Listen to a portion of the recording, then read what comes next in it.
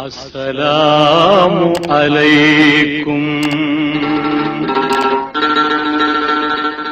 அஸ்ஸலாமு அலைக்கும்.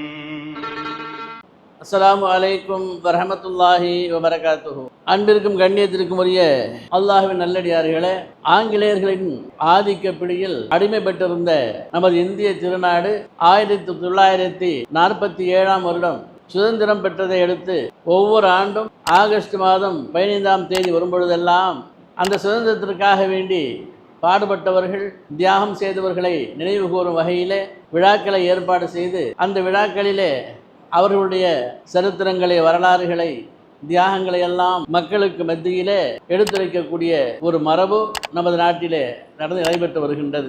இந்த காலகட்டத்தில் நாம் நம்முடைய சமுதாயத்தினர்களுக்கு, நம்முடைய வருங்கால சந்ததிகளுக்கு இந்த சுதந்திரத்தை பற்றியும் நாட்டு விடுதலை குறித்தும் இதில் நம்முடைய பங்குகள் என்னவாக இருந்தது, இதற்கு யார் காரணமாக இருந்தார்கள், இது ஆரம்பிக்கப்பட்ட காலம் எது, ஆரம்பித்து வைத்தவர்கள் யார் யார், எவ்வளவு பேர்கள் இதில் இஸ்லாமியர்கள் பங்கெடுத்து மாண்டிருக்கின்றார்கள் என்பதனை எல்லாம் நாம் சொல்ல வேண்டியிருக்கின்றது. ஏனென்றால் இன்று சுதந்திர தினத்தன்று பெரும் பெரும் பேச்சாளர்கள் பல மேடைகளிலே இந்த தியாகிகளை குறித்து, வரலாறுகளை குறித்து நிறைய பேசுவார்கள். பெரும் பட்டியலை வைத்திருப்பார்கள். வடநாட்டில இருந்து தென்னாடு வரையிலே அந்தந்த மாநிலங்கள் வாரியாக இன்னார் இன்னாரெல்லாம் இந்த சுதந்திரத்திற்காக பாடுபட்டார்கள், இன்னார் இன்னாரெல்லாம் பலியானார்கள், ஷஹீதானார்கள், சிறை சென்றார்கள் என்பதாகவெல்லாம் நிறைய பெயர்களை சொல்லுவார்கள். ஆனால் ஒரே ஒரு இடத்திலும் கூட ஒரு இஸ்லாமியனுடைய பெயரை சொல்ல மாட்டார்கள். இஸ்லாத்திற்கும் முஸ்லிம்களுக்கும் இந்த சுதந்திரத்திற்கும் எந்த சம்பந்தமும் இல்லை என்று கருதக்கூடிய அளவிற்கு தான் அவர்களுடைய பேச்சு இருக்கும். அவர்களுக்கெல்லாம் தெரியும் இந்த போராட்டத்திற்கு, இந்த சுதந்திரத்தினுடைய இந்த தியாகங்களுக்கு, விடுதலைக்கு யார் காரணமாக இருந்தவர்கள், யாருடைய பங்களிப்பு அதிகம். இந்திய மண்ணிலே வாழக்கூடிய மக்களுக்கு மத்தியில் இஸ்லாமிய சமுதாயத்தினர்கள் தங்களுடைய எண்ணிக்கையை விட, சதவிகிதத்தை விட அதிகமானவர்கள் அதில் ஷஹீதாக இருக்கின்றார்கள். அது வரலாற்று நிகழ்ச்சி, அது வரலாறாக இருக்குகின்றது. என்றாலும் கூட யாரும் ஒரே ஒரு ஆளை பற்றி, ஒரு ஜனாப் முகமது அலி அவர்களை பற்றி, ஜின்னா அவர்களை பற்றி, மௌலானா அபுல் கலாம் ஆசாத் அவர்களை பற்றி, முகமது அலி ஷவுக்கத் அலி அவர்களை பற்றி யாருமே சொல்ல மாட்டார்கள். நமது காகிதமிழத்தவர்களை, கண்ணியமிகு காகிதமிழத்தவர்களை பற்றி எல்லாம் சொல்லவே மாட்டார்கள். யார் பெயரும் சொல்ல மாட்டார்கள். ஆனால் அவர்களுக்கெல்லாம் தெரியும் முக்கியமான காரணக்காரர்கள் யாராக இருந்தார்கள், யாரினால் இந்த போர் துவங்கப்பட்டது, யாருடைய காலத்தில் துவங்கப்பட்டது என்பதெல்லாம் நன்கு விளங்கி இருந்தும் கூட வேண்டுமென்றே அவைகளையெல்லாம் மறைத்து விடுவார்கள், சொல்லவே மாட்டார்கள். இதை பார்க்கும் பொழுது நம்முடைய சமுதாயத்தை சார்ந்த வருங்கால வாலிபர்களுக்கும் வருங்கால சந்ததிகளுக்கும் கூட ஏதோ கொடியேற்றுகின்றார்கள், அது அவர்களுடைய வேலை, அவர்கள் செய்து கொண்டிருக்கின்றார்கள், நமக்கும் அதற்கும் எந்த விதமான சம்பந்தமும் இல்லை என்பதனை அவர்கள் விளங்கிவிடக்கூடும் என்பதற்காக வேண்டிதான் உண்மையான வரலாறு என்ன, எந்த காலகட்டத்திலே இந்த விடுதலை போர் ஆரம்பிக்கப்பட்டது, யார் யாரெல்லாம் எவ்வளவு கஷ்டப்பட்டார்கள், ஷஹீதானார்கள் என்பதனெல்லாம் நாம் சொல்ல வேண்டிய ஒரு தருணம் இது. இன்று அந்த சுதந்திரத்துக்காக வேண்டி பாடுபட்டவர்கள், ஷஹீதானவர்கள், பெரும் பெரும் தியாகிகளை எல்லாம் அப்படியே மறைத்து, அதற்கும் அந்த போராட்டத்துக்கும் சம்பந்தமே இல்லாதவர்களை எல்லாம் பெயர்களை சேர்த்து உண்மையான வரலாறுகளை எல்லாம் எடுத்துவிட்டு அந்த வரலாற்றிலே இருக்கக்கூடிய இஸ்லாமிய பெரியோர்கள், முஸ்லீம்கள், அந்த மன்னர்கள் எல்லாம் ஆட்சி புரிந்தார்கள் அல்லவா, அந்த மன்னர்களுடைய எந்த பெயரும் இல்லாத அளவிற்கு சுத்தமாக அழித்து விட்டார்கள். வரலாற்று புஸ்தகங்களில் நாமெல்லாம் சின்ன பிள்ளைகளிலே படிக்கிற காலங்களிலே எல்லாம் சமூகவியல், வரலாற்றுவியலை எடுத்து பார்ப்போம் என்று சொன்னால் அதில் நம்முடைய முகலாய சக்கரவர்த்திகளுடைய பெயர்கள் நிறைய இருக்கும். இந்த ஆண்டு காலங்களிலே இவர்களெல்லாம் ஆட்சி புரிந்தால் என்பதாக சொல்லி அவைகளெல்லாம் சுத்தமாக தொலைக்கப்பட்டு விட்டன. இன்னும் சொல்லப்போனால் கடந்த 10 ஆண்டு இந்த சங்க பரிவார ஆட்சியிலே யாரெல்லாம் இந்த விடுதலை போராட்டத்திற்காக வேண்டி பாடுபட்டார்களோ, யாரெல்லாம் அதற்காக உழைத்தார்களோ, உயிர் நீத்தார்களோ, அவர்களையெல்லாம் துரோகிகளாக, அவர்களையெல்லாம் மோசமானவர்களாக சித்தரித்து அவர்களை சுத்தமாக அசிங்கப்படுத்தக்கூடிய வகையிலே இப்படி சில கதைகளை எல்லாம் கட்டி விடுகின்றார்கள். என்ன சொல்லுகின்றார்கள், இந்த பழைய மன்னர்கள் எல்லாம் இந்தியாவிலே படையெடுத்து வந்து கோயில்களை இடித்தார்கள், கோயில் சொத்துக்களை சூறையாடினார்கள், மக்களை எல்லாம் அடித்து உதைத்து வாளையை காட்டி இஸ்லாம் மதம் மாற்றினார்கள். இது போன்ற வாசகங்களை எல்லாம் சொல்லி சொல்லி சொல்லி மக்களை அவர்கள் திசை திருப்பி வைத்திருக்கின்றார்கள். இந்த போருக்கும் இந்த ஜிஹாதிற்கும் இந்த விடுதலை இந்த வேள்விக்கும் சம்பந்தமில்லாத ஆங்கிலேயர்களுக்கு அடிவரடிகளாக இருந்து அவருடைய காலுக்கு செருப்பாக தேய்ந்து இனிமேல் உங்களோடு நாங்கள் சண்டையிட வரமாட்டோம், உங்களுக்கு நாங்கள் எதிரிகள் இல்லை என்பதாக சொல்லி மன்னிப்பு கடிதம் எழுதி கொடுத்தார்கள் அல்லவா, அவர்களையெல்லாம் மகான்களாக தியாகிகளாக பெரும் தலைவர்களாக அவர்களை ஆக்கி இஸ்லாமியர்கள் இதற்கு சம்பந்தமே இல்லை என்று சொல்லக்கூடிய அளவிற்கு மிக மோசமாக நம்ம எல்லாம் அவர்கள் வைத்திருக்கிறதை நாம் பார்க்க வேண்டும். உதாரணத்துக்கு ஒரு செய்தியை சொல்லுவேன். 1930களிலே 1930ஆம் ஆண்டு மௌலானா முகமது அலி அவர்கள் லண்டனுக்கு வட்டமேஜை மாநாடு நடைபெறுகின்ற அங்கே செல்கின்றார்கள். அந்த வட்டமேஜை மாநாட்டிலே அவர்களை பேசுவதற்கு 5 நிமிடம் மட்டுமே அனுமதிக்கப்படுகின்றது. எழுந்தார்கள். எழுந்து தங்களுடைய ஆக்ரோஷ பேச்சின் காரணமாக இந்திய மண் யாருக்கு சொந்தம், அது இந்தியர்களுக்கு சொந்தமானது, அதில் குறிப்பாக இத்தனை ஆண்டுகள் இஸ்லாமில் ஆட்சி புரிந்திருக்கின்றார்கள், அவர்கள் இப்படியெல்லாம் கண்ணியமாக செய்திருக்கின்றார்கள், முஸ்லீம்கள் யாரையும் அவர்கள் கஷ்டப்படுத்தியோ வாளை காட்டி இஸ்லாத்திலே கொண்டு வரவில்லை, அவர்கள் என்று ஆட்சிக்கு வந்து ஆட்சி செய்து கொண்டிருந்தார்களோ அந்த முகலாய மன்னர்கள், அந்த காலத்திலும் முஸ்லீம்கள் சிறுபான்மையாகத்தான் இருந்தார்கள், இந்த காலத்திலும் சிறுபான்மையாகத்தான் இருக்கின்றார்கள். அன்று அவர்கள் அந்த ஏறக்குறைய 1000 ஆண்டுகள் செய்த ஆட்சியிலே அவ்விதமாக செய்திருப்பார்களேயானால், தாவா பணியை மேற்கொண்டிருப்பார்களேயானால், ஆங்காங்கே இஸ்லாமிய பிரச்சாரங்களை செய்திருப்பார்களேயானால், இந்திய மண்ணிலே ஒரே ஒரு இஸ்லாம் அல்லாதவர் இருக்க மாட்டார்கள். எல்லாத்தையும் மதம் மாற்றி இருக்க முடியும், ஆனால் மன்னர்கள் அந்த வேலையை செய்யவே இல்லை. என்றாலும் இப்படியெல்லாம் கதை கட்டி வீணான கற்பனையான செய்திகளை எல்லாம் செய்து வைத்திருக்கின்றார்கள். எனவே எங்களுடைய நாடு எங்களுக்கு தரப்பட வேண்டும், இந்தியர்களுக்கு கொடுக்கப்பட வேண்டும் என்பதாக 2 மணி நேரம் பேசியிருக்கிறார். இந்த வட்டமேஜை மாநாட்டிலே 2 மணி நேரம் பேசி கடைசியாக சொன்ன வார்த்தை, இந்திய மண் அது சுதந்திரம் பெற வேண்டும், இந்திய மக்களுக்கு கொடுக்கப்பட வேண்டும், அப்படி கொடுக்கப்படாத வரையில் அந்த அடிமைப்பட்ட இந்தியாவிற்கு நான் செல்ல மாட்டேன், நான் செல்ல தயாரில்லை, நான் இங்கேயே மாண்டு போனாலும் சரி அடிமை இந்தியாவிலே நான் அடக்கப்படக்கூடாது என்பதாக அங்கேயே தங்கிவிடுகின்றார்கள், அங்கேயே வஃபாத்தாகி விடுகின்றார்கள். அப்படிப்பட்ட வீராவேசமான அந்த பேச்சுக்கு சொந்தக்காரரான மௌலானா முகமது அலி அவர்களை தங்கள் நாட்டுக்கு தாருங்கள், அந்த வீரர் எங்கள் மண்ணிலே புதையப்பட வேண்டும் என்பதாக சொல்லி 22 நாடுகள் போட்டியிட்டு கொண்டனவாம் மையத்தை எடுத்து செல்வதற்காக வேண்டி. அந்த நேரத்திலே எல்லோருடைய அபிப்பிராயத்தின் பிரகாரம் மஸ்ஜிதுல் அக்ஸாவுக்கு பக்கத்தில் இருக்கக்கூடிய கபரிஸ்தானில் நல்லடக்கம் செய்யப்பட்டதாக வரலாறு. அப்போ இஸ்லாமியர்கள் இந்த மண்ணுக்காக அவ்வளவு போராடினார்கள், உயிர் நீத்தார்கள். இன்று பெரிய பட்டியல் வைத்திருக்கின்றார் அல்லவா, இன்னவர் எல்லாம் போரிட்டார், இவர் செக்கு இழுத்தார், இவர் கப்பல் ஓட்டினார், இவர் கொடி காத்தார் என்பதாக எவ்வளவோ பேர்களை சொல்லுவார்கள். இந்த பட்டியலிலே வரக்கூடிய நிறைய பேர்களை நாம் கணக்கெடுத்து பார்ப்போமேயானால் 1900க்கு பிறகு இந்த வேள்வியிலே விடுதலை போரிலே கலந்து கொண்டவர்கள் எப்போ 1900க்கு பிறகு. ஆனால் இந்த போராட்டம் என்பது, சுதந்திர போராட்டம் என்பது 1600களிலே 1700களிலே 1800களிலேயே துவங்கிவிட்டார்கள். அப்பொழுதே இந்த இந்தியாவினுடைய போராட்டம், இந்த விடுதலை போராட்டம் ஆரம்பிக்கப்பட்டு விட்டது. அப்பொழுதெல்லாம் யார் இதை ஆரம்பித்தார்கள், யார் கையில் எடுத்தார்கள், ஆங்கிலேயர்களை துரத்துவதற்காக வேண்டி யாரெல்லாம் போராடி பார்த்தது சொன்னால் அனைவர்களும் முகலாய சக்கரவர்த்திகளாக இருந்தார்கள். முகலாய சக்கரவர்த்திகள் அவர்கள் தான் படைகளை கொண்டு இந்த ஆங்கிலேயருடைய வருகையை எல்லாம் தடுத்தார்கள், ஆதிக்கத்தை முறியடித்தார்கள். அப்பொழுது அதிகமானவர்கள் என்ன நினைத்தார்கள் என்று சொன்னால், இந்திய மக்கள் இந்த இஸ்லாமியர்கள் ஏறக்குறைய 1000 ஆண்டுகள் ஆட்சி செய்து கொண்டிருக்கின்றார்கள், இவர்களுடைய ஆட்சி எங்கு போய்விடுமோ என்பதற்காக வேண்டி ஆட்சி பிடிக்க வரக்கூடிய ஆங்கிலேயர்களை அவர்கள்தான் முறியடிக்க வேண்டும். அது அவர்களுக்கும் உண்டான சண்டை. ஆங்கிலேயர்கள் ஆட்சி பிடிக்க வருகின்றார்கள், இவர்கள் 1000 ஆண்டுகளுக்கு மேல் ஆட்சி செய்து கொண்டிருக்கின்றார்கள், எனவே அவர்களை மோதிக்கொள்ளுகின்றார்கள், இது நமக்கு என்ன வந்தது என்பதாக சொல்லி முஸ்லீம் அல்லாத மற்றவர்களெல்லாம் ஒதுங்கி நின்று வேடிக்கை தான் பார்த்தார்கள். எந்த முஸ்லீம் அல்லாத ஒருவரும் இந்த போரில் கலந்து கொள்ளவில்லை. அந்த நேரத்திலே கலந்து கொண்டவர்கள் எல்லாம் யார்? இஸ்லாமியர்களும் மன்னர்களும் அவர்களும் தான் அவர்களுக்கு எதிராக. எந்த ஒரு காஃபிரும் வரவில்லை, இஸ்லாம் அல்லாதவர்கள் வரவே இல்லை. இப்படித்தான் ஆரம்ப காலம் துவங்கியது. இந்த போர் துவங்கியதுடைய ஆரம்ப நிகழ்ச்சி செய்தி இதுவாகத்தான் இருந்தது. உங்களுக்கெல்லாம் தெரியும், திப்பு சுல்தான் எல்லோரும் தெரிந்த செய்தி. இவர் என்ன சமீபத்தில் இருந்தவரா? 1750 திப்பு சுல்தானுடைய அந்த போர் எப்பொழுது செய்கிறார்? அவர் ஆட்சி காலம் என்ன? 1750. 1750 மிக பெரும் வீரராக எப்படி சொல்லுவார்?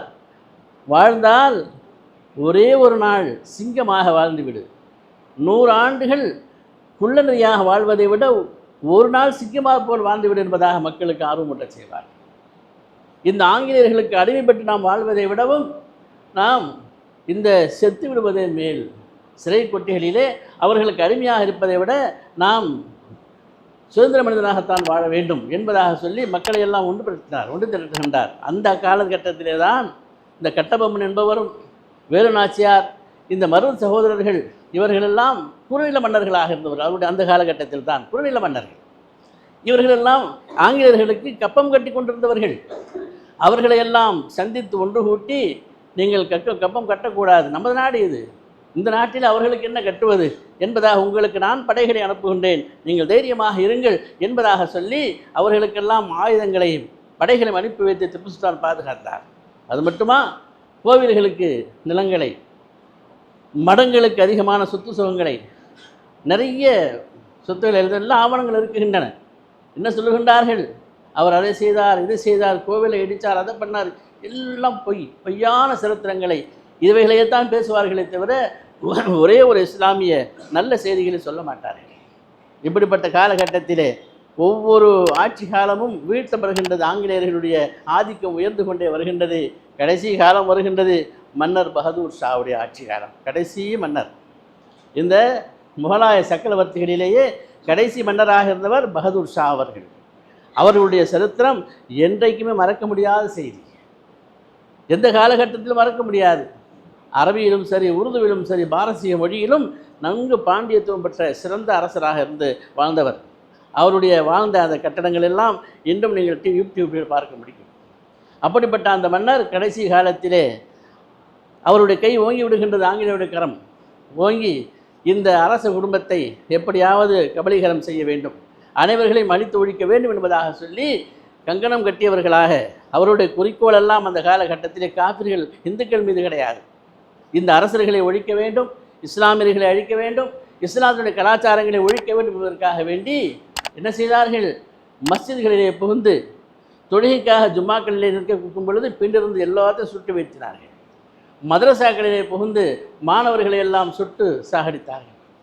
ஆங்காங்கே தேடி சென்று குர்ஆனுடைய பிரதிகளை எல்லாம் அவர்கள் எரித்தார்கள். முஸ்லீம்கள் தான் தங்களுக்கு விரோதி, வேறு யாரும் நம்மளை எதிர்க்கவில்லை, இந்த இஸ்லாமியர்கள் தான் நம்மளுக்கு எதிரிகளாக இருக்கின்றார்கள், இந்த இஸ்லாமியர்களை அழித்து விடுவோம் என்று சொன்னால் இந்த நாடு நமது கைக்கு வந்துவிடும் என்பதாக சொல்லி முஸ்லீம்களை மட்டுமே குறிவைத்தார்கள். அந்த காலகட்டத்தில் தான் உலமாக்கள் மிக வேகமாக பயான்கள் செய்ய ஆரம்பித்து விட்டார்கள். என்ன சொன்னார்கள் தெரியுமா? நாயகம் பெருமானார் ஸல்லல்லாஹு அலைஹி வஸல்லம் அவர்கள் ஜிஹாத் என்ற போரினை கையில் எடுத்தால் எதற்காக வேண்டி, எப்பொழுது இஸ்லாத்திற்கும் முஸ்லீம்களுக்கும் இஸ்லாமிய மார்க்கத்திற்கும் ஒரு சோதனை காலம் வந்து விடுமோ, இஸ்லாத்தை அழிப்பதற்காக வேண்டி எப்பொழுது புறப்பட்டு படைகள் வந்து விடுமோ அவர்களோடு ஜிஹாது செய்வது கடமை, போரிட்டே ஆக வேண்டும். எனவே நம்மை நோக்கி இந்த ஆங்கிலேயர்கள் நம்மை குறிவைத்து இஸ்லாத்தையும் முஸ்லிம்களையும் மஸ்ஜிதுகளையும் மதரசாக்களையும் இவர்கள் குறிவைத்து தாக்கி கொண்டிருக்கின்றார்கள். எனவே நாம் அனைவர்களும் ஜிஹாதில் இறங்க வேண்டும், ஜிஹாது செய்தாக வேண்டும் என்பதாக சொல்லி மெம்பர்களிலும் மஸ்ஜிதுகளிலும் பயான்களிலே பேச ஆரம்பித்து விட்டார்கள் இது உலமா பெருமக்கள் அன்று. இதன் காரணமாக அன்று உலமாக்களை தேடி தேடி பிடித்து 100 உலமாக்களை ஒன்றாக வைத்து தூக்கிலே போட்டார்கள். வரல, உலமாக்கள் அழிக்கப்பட்டது. அந்த நேரத்திலே இந்த ஜிஹாத் என்பது நம் மீது கடமை, இந்திய முஸ்லீம்கள் ஜிஹாது செய்தாக வேண்டும் இந்த ஆங்கிலேயர்களோடு என்பதாக ஃபத்வா கொடுக்கப்பட்டது. ஃபத்வா என்று சொன்னால் மார்க்க தீர்ப்பு எப்படி மசாலாக்கள் சொல்லுவோம் அல்லவா, அதுபோன்று தேவபந்து மதரசாவிலே இருந்து 42 ஃபத்வாக்கள் கொடுக்கப்பட்டன. என்ன ஃபத்வா கொடுத்தாங்க தெரியுமா? ஆங்கிலேயர்களிடம் யாரும் வேலை பார்க்கக்கூடாது, அது ஹராம். ஆங்கிலேயரிடம் சம்பளம் வாங்குவது ஹராம். அவர்கள் உங்களுக்கு ஏதாகிலும் பட்டயம் கொடுத்திருப்பார்கள், ஆனால் நீங்கள் திருப்பி கொடுத்து விட வேண்டும், அது உங்களுக்கு ஹராம். அவர்களுடைய ஆடைகளை எல்லாம் அணியக்கூடாது. நம்முடைய ஆடைகளை நாம், இந்த கதருடைய ஆடை, நம்ம கதர் ஆடைன்னு சொல்கிறாங்க இல்லையா, காஜி கதர் எல்லாம் அரபி வார்த்தை. அது கதருடைய ஆடை. கதிர் என்று சொன்ன அர்த்தம் கண்ணியமான ஆடை.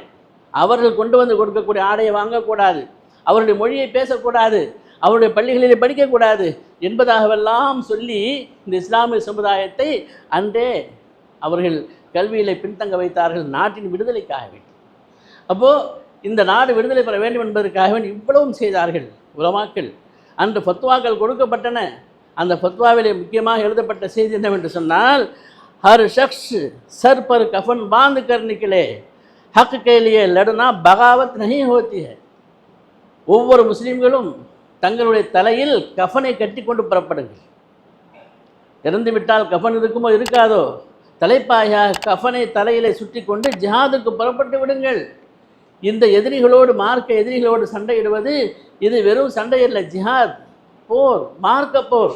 இதில் யாரெல்லாம் ஷஹீதாவார்களோ ஒரு ஷஹாதத்துடைய மரணம் அடைகின்றார்கள், ஷஹாதத்து கிடைக்கின்றது என்பதாக சொல்லி அந்த எல்லா உலமாக்களும் அவர்கள் அனைவர்களுக்கும் ஃபத்வா கொடுத்து அனுப்பிய செய்தி வரலாறுகள் அனைத்தும் மறைக்கப்பட்டு விட்டன, அனைத்தும் இல்லாமல் ஆக்கப்பட்டு விட்டன, துடைக்கப்பட்டு விட்டன. அதற்கு சம்பந்தம் இல்லாதவர்கள் எல்லாம் இன்று தலைவர்களாக, ஆட்சியாளர்களாக இன்று அமர்ந்து கொண்டு இஸ்லாமியர்களின் மீதும் இஸ்லாத்தின் மீதும் இல்லாத பொல்லாத பழிகளை சுமத்தி கொண்டிருக்கின்றார்கள். இன்னும் நாம் பார்ப்போம் என்று சொன்னால், இந்த கடைசி நேரத்திலே இஸ்லாமியர்கள் அழிக்கப்படுவது மட்டுமல்லாமல் அந்த மன்னரை அவர்கள் அழித்து ஒழிப்பதற்காக வேண்டி பகதூர் ஷா அவர்களை குறிவைக்கின்றார்கள். அந்த குடும்பத்தை, அரசு குடும்பத்தை எல்லாம் அவர்கள் தாக்க வருகின்றான் கேள்விப்பட்டவுடன் இந்த பகதூர் ஷா என்ன செய்கிறார், தங்களுடைய குடும்பங்களை எல்லாம், தன்னுடைய சொந்த மனைவி, தன்னுடைய பிள்ளைகள் எல்லாம் அழைத்து கொண்டு அவருடைய பாரம்பரிய கபர்ஸ்தானம் ஒன்று இருக்குகின்றது, இன்னும் இருக்குகின்றது. எங்கே, டெல்லியில். அங்கு ஒரு பெரிய பூங்கா மாதிரி இருக்குது, பழைய கட்டடங்கள்லாம் உள்ளே இருக்குது. அதில் சென்று மறைந்து கொள்கின்றார்கள். அங்கு சென்ற ஆங்கிலேயர்கள் அனைவர்களையும் சுட்டு வீழ்த்திவிட்டு இவர் மனைவியை, 2 வாலிப பிள்ளைகளை மட்டும் கைது செய்து ரங்கோனுக்கு அழைத்து சென்று விடுகின்றார்கள். ரங்கோனில் வைத்து தனிமை சிறையிலே சித்திரவதைப்படுத்தப்படுகின்றது. வயதான காலத்தில் அவர் கேட்கின்றார், நான் சாவது உறுதியாகிவிட்டது, நான் செத்துவிட்டால் ஒரே ஒரு வேலை எனக்கு நீங்கள் செய்ய வேண்டும். என்னுடைய மண்ணிலே, இந்தியாவிலே என்னை அடக்கப்படுவதற்கு 2 கஜம் எனக்கு இடம் கொடுத்தால் போதுமானது என்பதாக மஹஜர் அனுப்புகின்றார். அவருக்கு அனுமதி கொடுக்கப்படவில்லை. கடைசியாக எனக்கு பேப்பர் பேனா கொடுங்க, என்னுடைய மன வேதனைகளை நான் எழுதுகின்றேன் என்பதாக சொல்லி அவர் சில கவிதை வரிகளை எழுதுகின்றார். அந்த கவிதை வரிகள் இன்றும் கூட ரங்கோனிலே அவருடைய மஜாருடைய செவர்களிலே எல்லாம் வரையப்பட்டிருக்கின்றன. மஜாரில் அந்த கவிதை வரிகள் இருக்கின்றன. அப்போ இந்தியாவில் வரக்கூடிய ஒவ்வொரு பிரதமர்களும் அவரை தரிசிக்க போகிறாங்க. பிரதமர்கள் இந்திரா காந்தி போனாங்க, ராஜீவ் காந்தி போனாங்க, சமீபத்தில் மன்மோகன் சிங் போகிறார். இந்த மீடியாக்கள் வந்த அப்புறம் நீங்கள் நெட்டுகளில் பார்க்கலாம், மன்மோகன் சிங் போகிறாரு, நம்ம மோடியும் கூட போகிறார். இந்த மன்மோகன் சிங் போய் எல்லாம் படிக்கிறார். அவர் உருதுவிலே நல்ல பாண்டியத்துவம் பெற்றவர், கவிஞரும் கூட. யார்? மன்மோகன் சிங் அவர்கள். எல்லாம் ஒரு வரியாக படித்து நின்று படிக்கிறார். நீங்கள் பார்க்கலாம், படித்து பார்த்துட்டு கண்ணை தொடச்சிக்கிறார். தொடச்சிட்டு துவா ஓதுறாங்க. துவாவில் கையேந்தி கவலையாக கேட்குறார். அதே வேலையை இவர் ஆட்சிக்கு வந்ததுக்கப்புறம் இவர் போகிறார், நம்ம மோடி போனால் அதை படிக்கவும் தெரியல, துவாவுமே கையும் தூக்கலை, பூவல்லி போட்டுட்டு திரும்பி வர்றார். இதுதான் காட்டப்படுகின்றது. மன்மோகன் சிங் படிக்கிறார் அல்லவா, படிச்சுட்டு அழுகுறார். அழுதுட்டு அங்கே ஒரு பெரிய பேழை ஒன்று வச்சுருக்கிறாங்க, நோட்டு புக்கு. அதில் சில வரிகளை எழுதுகிறார். சரி, என்னத்தான் அங்கே எழுதப்பட்டிருக்குது என்பதாக கொஞ்சம் ஜூம் பண்ணி படிக்க பார்த்தோம். எல்லாம் நம்மளுக்கு அந்த உருதுடைய இல்மு கொஞ்சம் கொடுத்துருக்குறான். அதை படித்தோம்னு சொன்னால் நம்ம கூட அழுதுருவோம். இந்த வார்த்தைகள், அவர் போட்டுக்கிற வார்த்தைகள் என்ன சொல்கிறார் தெரியுமா? கித்னா பத் நசீப் ஹே ஜஃபர் கே லியே, கித்னா பத் நசீப் ஹே ஜஃபர் கே லியே, 2 கஸ் ஜமீன் பி ந மிலி கோயே யாருமே. நான் பிறந்து வளர்ந்த என்னுடைய தாய் மண்ணிலே நான் அடக்கப்படுவதற்கு 2 கஜம் மண்ணும் கூட எனக்கு கிடைக்கவில்லையே. ஜஃபரே, அவர் பேர் ஜஃபர், பட்ட பேர் அவருக்கு. ஜஃபரே, உனக்கு வந்து இந்த கெட்ட நசீபை பார்த்தாயா? உனக்கு வந்து நசீபை பார். நீ ஆட்சி புரிந்து அழகாக நீ ஒய்யாரமாக இருந்த அந்த மாளிகையில், அந்த ஊரில், நாட்டில், பிறந்த மண்ணில் ஒரு 2 தண்ணி இடம் கிடைக்கல பற்றியா? உன் நசீபை பார் சொல்லிக்கிறார். அப்புறம் சொல்கிறார், தினே ஜிந்தகி கே ख़त्म हो गई और शाम आ गई. தினே ஜிந்தகி கே ख़त्म हो गई और शाम आ गई. வாழ்க்கை என்னும் இந்த சூரியன் மறையப் போகின்றது. வாழ்க்கை என்னும் சூரியன் மறையப் போகின்றது, அஸ்தமமாக போகின்றது, இரவு வந்து விட்டது, என் வாழ்க்கை முடிய போகின்றது. பைலா கே பாவோம் சோயேங்கே கஞ்சே மசாருமே. இனிமேல் என்ன செய்வோம்? 2 காலையை நீட்டிக்கிட்டு அந்த கபருங்கிற அந்த புதைகுழியிலே, அந்த பெட்டகத்திலே நாம் தூங்க வேண்டியது தான். இனிமேல் எனக்கு அடுத்த கதி இதுதான் எழுதுறார். அப்புறம் சொல்கிறார், ந கிசி கி புல்புல் கோ பாகபான் சே ந செய்யாது சேகிலா. புல்புல் கோ பாகபான் சே ந செய்யாது சேகிலா. இந்த புல்புல் பறவை மாதிரி இந்தியா எனக்கூடிய அழகான மலர் தோட்டத்தில் நான் சந்தோஷமாக இருந்தேன். இந்த புல்புல் பறவையாகிய நான் மலர் தோட்டத்திலே, இந்தியாவிலே, என்னுடைய மலர்காவிலே நான் ஒய்யாரமாக சந்தோஷமாக பறந்து கொண்டிருந்தேன். அப்படிப்பட்ட சூழ்நிலையிலே என்னை வேட்டையாட வந்த அந்த வேட்டைக்காரன் இருக்கின்றானே, அவனையும் நான் குறை சொல்ல முடியாது. அந்த அழகான தோட்டத்திற்கு சொந்தக்காரர்களான அந்த இந்திய மக்களையும் நான் குறை சொல்லுவதற்கில்லை. இந்திய மக்களையும் குறை சொல்ல மாட்டேன். அந்த வேட்டைக்காரனாக வந்திருக்கிறான் இல்லையா, இவர்களையும் நான் குறை சொல்லுவதற்கில்லை. என்னுடைய தகுதீர் இப்படி இருக்குகின்றது, யாரை நான் குறை சொல்ல போகின்றேன்? இந்த புல்புல் பறவைக்கு வந்த கதியை பாருங்களேன் அப்படிங்கிறார். ந கிசி கி ஆங்க் கா நூறு ஹூம், ந கிசி கி ஆங்க் கா நூறு ஹூம். நான் இந்த சிறையில் இருக்கின்றேன், என்னை வைத்திருக்கின்றார்கள், என்னை சுற்றி இந்த சிப்பாய்கள் எல்லாம் என்னை முறைக்க பார்க்கின்றார்கள். எந்த கண்களிலும் ஒரு சின்ன இரக்கம் கூட இல்லையே, ஒரு கருணை பார்வை இல்லையே. சுற்றி பார்க்கின்றேன், எந்த கண்களும் என்னை கருணையால் பார்க்கவில்லை. அதே மாதிரி நான் கிசிக்கு தில் கராருகும், எந்த இதயமும் என் பேரில் கொஞ்சம் கூட இறக்கம் காட்ட மாதிரி கூட தெரியவில்லையே. ஜோ கிசிக்கு காமுன ஆசைக்கே, நான் அவ்வளோ பெரிய மன்னராக இருந்து யாருக்கும் ஒரு சின்ன பிரயோஜனம் அளிக்க முடியாத மை ஏக்கு பூரே முஷ்துக்கே குபாருகும், ஒரு பிடி சாம்பலாகி போனேனே, என் கதியை பார்த்தீர்களா எழுதுறார். இப்படி நீளமான கவிதைகள் சிவர்களில் இந்த ஜூம் பண்ணி பார்க்கும்போது வருது, நிறைய வருது. அதில் முக்கியமாக ஒரு செய்தி எனக்கு கடைசியில் சொல்கிறாரு, நான் மரணிக்கப் போகின்றேன், சாகப் போகின்றேன், என்னை எங்கே சென்று அடக்குவார்களோ தெரியாது, என் கபர் எங்கே வருமோ தெரியாது, என்னுடைய மரணத்திற்கு பிறகு என்னை யாரும் ஜியாரத்து செய்ய வருவார்களோ, எனக்கென்று ஏதாவது ஓதுவார்களோ, என் கபர் என்று மக்களுக்கு தெரியாமல் போய் விடுமோ, நான் அனாதை கபரா ஆயிடுவனும், அனாதை கபரா போயிடுவனும் என்பதாக எழுதுறார் வரிசையாக. இதெல்லாம் பார்த்துட்டு தான் மன்மோகன் சிங் கண்ணை தொடச்சிட்டு ஒரு 3 வார்த்தை எழுதி வைக்கிறார். என்ன சொல்கிறார் தெரியுமா? ஜஃபர் அவர்களே, உங்களுடைய தியாகம் ஈடு இணையற்றது. முதல் வரி, உங்களுடைய தியாகம் ஈடு இணை இல்லாதது. 2வது வரியிலே, உங்களுடைய தியாகத்தை இந்திய மக்கள் மறக்க மாட்டார்கள். 3வது எழுதுகிறாரு, அப்படி யாராவது இந்திய மக்கள் மறப்பார்களே ஆனால் அவர்கள் நன்றி கெட்டவர்கள். இவ்வளவு சுதந்திரத்திற்காக பாடுபட்டவர்கள் நமது முன்னோர்கள், நமது மூதாதையர்கள், உலமா பெருமக்கள். அப்படிப்பட்ட இந்த நாட்டிலே இந்திய சூழ்நிலையை நாம் சற்று யோசிக்க வேண்டும். நாம் வாங்கி கொடுத்த சுதந்திரத்தில் ஒய்யாரமாக ஆட்சி செய்கின்றார்கள். நாட்டை சுரண்டுவது, வேண்டியவர்களுக்கு கொடுப்பது. ஆனால் இன்று சுதந்திரத்திற்காக தன் உயிரை நீத்த இந்த தியாக பரம்பரையில் வந்த இந்த மக்களுடைய நிலை மிக மோசமான சூழ்நிலையை நாம் பார்த்து கொண்டிருக்கின்றோம். ஒரு கணக்கின் பிரகாரம் பார்க்கும் பொழுது இந்திய மண்ணிலே அதிகப்படியாக கண்ணீர் சிந்தக்கூடிய சமுதாயம் இஸ்லாமிய சமுதாயம். அதிகப்படியான இக்கட்டுகளுக்கும் சங்கடங்களிலும் சிக்கி தவிக்கக்கூடிய சமுதாயம் நமது இஸ்லாமிய சமுதாயம். மிக அதிகமான பொருள் நாசப்படுத்தப்பட்ட சமுதாயம் இஸ்லாமிய சமுதாயம். மிக அதிகமாக ஜெயில்களிலே சிறைகளிலே வாழக்கூடிய சமுதாயம் இஸ்லாமிய சமுதாயமாக இருக்கின்றது. இஸ்லாமிய வியாபாரிகள் சிறு வியாபாரிகளிலே இருந்து பெரிய வியாபாரிகள் வரையிலே குறிவைத்து தாக்கப்படக்கூடிய சமுதாயம் இஸ்லாமிய சமுதாயமாக இருக்கின்றது. மஸ்ஜிதுகளை மதரசாக்களை இடிப்பது, புல்டோசரை வைத்து வீட்டுகளை உடைப்பது, இப்படி எல்லா விதமான கஷ்டங்களுக்கும் சிரமங்களுக்கும் இந்த இஸ்லாமிய சமுதாயம் ஆட்பட்டு இருப்பதை நாமெல்லாம் மறக்க முடியாது. இதற்கெல்லாம் என்ன காரணம், என்ன காரணம் என்பதனை நாம் ஒரு சில வார்த்தைகளில் விளங்கிவிடலாம். இந்த உலகத்திலே ஒவ்வொரு சமுதாயங்கள் வாழுகின்றார்கள். கேட்டால் உங்கள் தலைவர் யாருன்னு கேட்டால் இன்னொரு அப்படிம்பாங்க.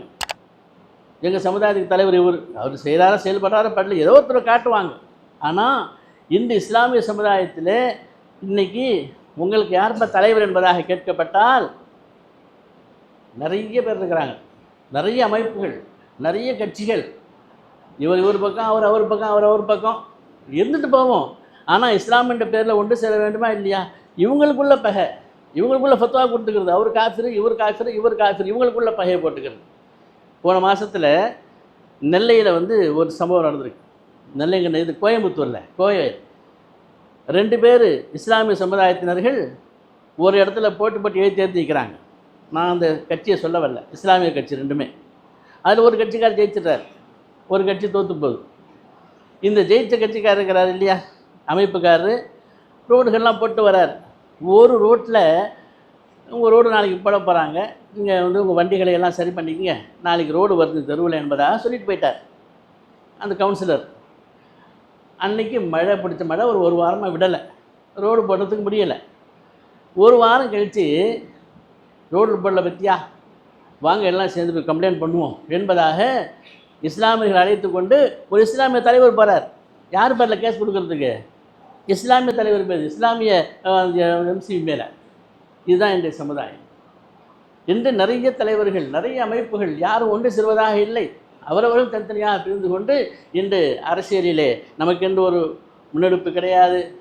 நம்மிடத்திலே பொருளாதாரத்திலே பின்னடைவு, கல்வியிலே பின்னடைவு, எல்லாம் பின்னால் போயிடுச்சு.